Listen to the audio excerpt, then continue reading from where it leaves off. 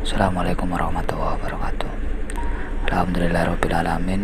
Pada kesempatan yang mulia ini, saya akan membagikan satu amalan suratul Al-Ikhlas untuk menghadirkan khotam asli dari surat Al-Ikhlas. Jadi ini khotam aslinya, bukan khotam KW ataupun khotam replika dari surat Al-Ikhlas.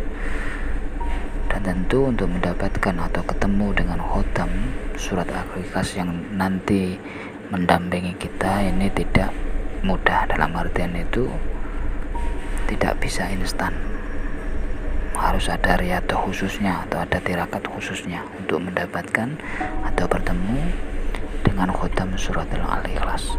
Karena khotam suratul Ikhlas atau surat Al-Ikhlas ini adalah khotam tataran tingkat tinggi yang termasuk khotam malaikat.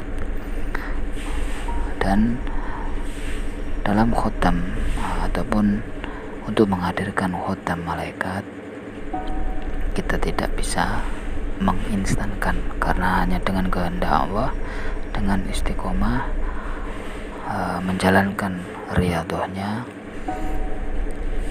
ini baru bisa nanti bertemu dengan khotam malaikat. Dan apabila kita lulus dalam menjalankan riyadhah suratul Ikhlas ini, khotam ini tidak bisa diperuntukkan untuk hal-hal buruk. Tidak bisa diperuntukkan untuk hal-hal buruk. Misalkan kita perintah untuk melakukan hal buruk, mereka tidak akan mau dan akan pergi meninggalkan kita. Jadi khotam Al-Ikhlas ini hanya diperuntukkan untuk hal-hal baik.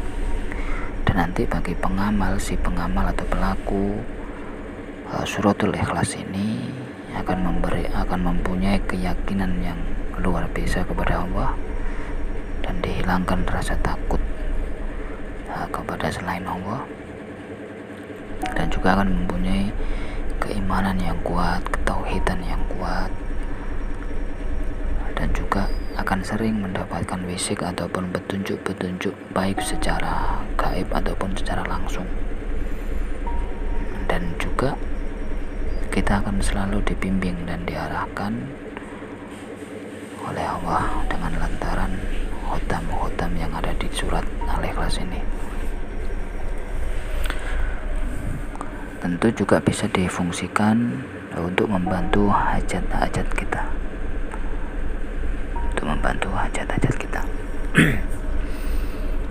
Di dalam surat Al-Ikhlas itu ada 4 khotam malaikat yang menaunginya, yaitu Syekh Abdul Wahab, Syekh Abdul Wahid, Syekh Abdul Rahman,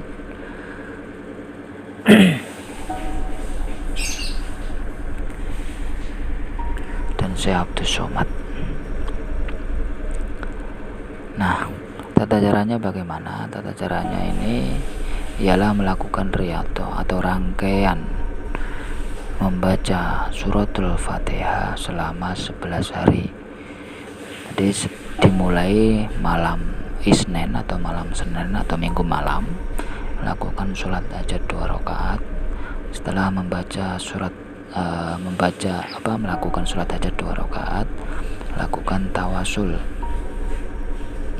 Yang pertama, kirim Al-Fatihah kepada kanjeng Nabi, yang kedua kepada para sahabatnya, yang ketiga kepada Malaikatul Muqarrabin, Jibril, Mikail, Israfil, Israel, yang selanjutnya kepada guru-guru kita, khususkan kepada Gus Syafaat sebagai pemberi ijazah atau mujiz dari riyadhah suratul Ikhlas ini.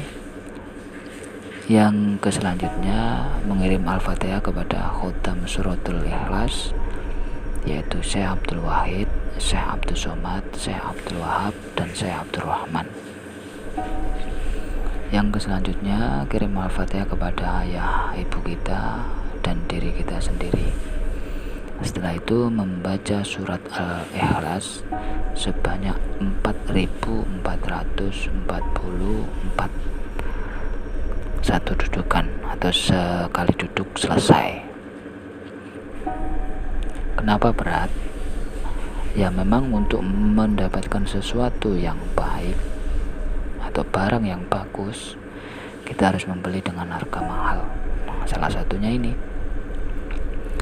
untuk mendapatkan atau bertemu dengan khotam suratul Al-Ikhlas, kita memang harus membaca 4444 selama 11 hari.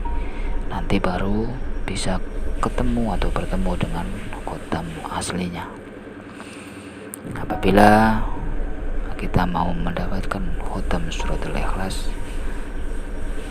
dengan cara membaca surat Al-Ikhlas 1 kali atau 3 kali, itu sangat-sangat tidak mungkin, kecuali itu khotam KW ataupun khotam palsu. Nah, setelah 11 hari ini biasanya kita akan mendapat petunjuk atau ditemui para khotam itu, dan akan memberikan satu kunci. Nah, satu kunci itu nanti yang bisa kita gunakan untuk membantu hajat-hajat kita. Nah, biasanya orang yang melakukan atau mengamalkan surat Al-Ikhlas ini selama 11 hari ini akan dibimbing, akan diarahkan, dan akan diarahkan mempunyai kebiasaan-kebiasaan baik, salah satunya dalam peningkatan ibadah, dan juga akan sering mendapatkan petunjuk-petunjuk yang sifatnya rahasia, yang berkenaan tentang perilaku baik secara zahiriyah maupun secara batiniah. Dan tentu nanti juga akan bisa difungsikan untuk hajat-hajat kita. Nah, satu lagi yang perlu diingat, ini hanya sebagai wasilah. Jadi segala sesuatu atau segala yang sudah saya posting di channel ini adalah hanya sebagai wasilah, bukan penentu ataupun bukan Tuhan. Kita dilarang untuk bergantung kepada segala sesuatu kecuali hanya kepada Allah Subhanahu wa Ta'ala semata, agar jalan kita tetap lurus dan tidak belok. Ilmu ataupun amalan hanya sebagai lantaran. Sampai di sini mudah-mudahan ada manfaat dan bisa diambil manfaat. Apabila ada yang dibingungkan ataupun yang ingin ditanyakan, bisa di kolom komentar. Mudah-mudahan ada manfaatnya. Mohon maaf atas segala kurangan. Saya akhiri. Assalamualaikum warahmatullahi wabarakatuh.